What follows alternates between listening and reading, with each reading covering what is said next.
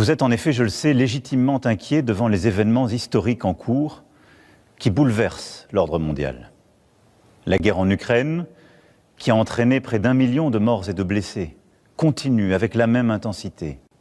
Les États-Unis d'Amérique, notre allié, ont changé leur position sur cette guerre, soutiennent moins l'Ukraine et laissent planer le doute sur la suite.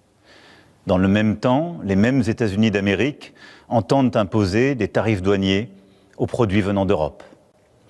Enfin, le monde continue d'être sans cesse plus brutal et la menace terroriste ne faiblit pas. Au total, notre prospérité et notre sécurité sont devenues plus incertaines et il faut bien le dire, nous rentrons dans une nouvelle ère. La guerre en Ukraine dure maintenant depuis plus de 3 ans. Nous avons, dès le premier jour, décidé de soutenir l'Ukraine et de sanctionner la Russie. Et nous avons bien fait.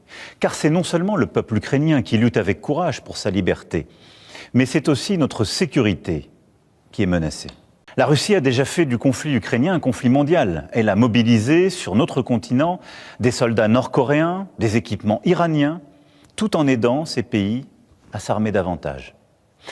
La Russie du président Poutine viole nos frontières pour assassiner des opposants, manipule les élections en Roumanie, en Moldavie.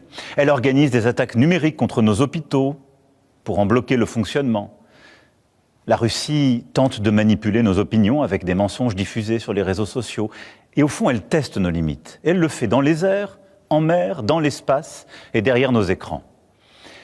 Cette agressivité ne semble pas connaître de frontières. Et la Russie, dans le même temps, continue de se réarmer, dépensant plus de 40% de son budget à cette fin.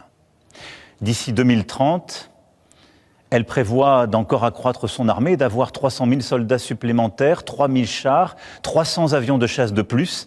Qui peut donc croire, dans ce contexte, que la Russie d'aujourd'hui s'arrêtera à l'Ukraine?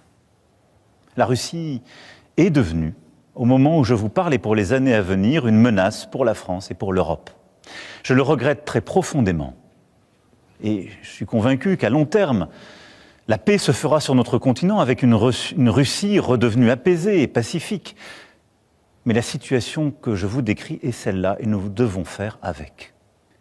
Nous devons continuer d'aider les Ukrainiens à résister, jusqu'à ce qu'ils puissent négocier avec la Russie une paix solide pour eux-mêmes et pour nous tous.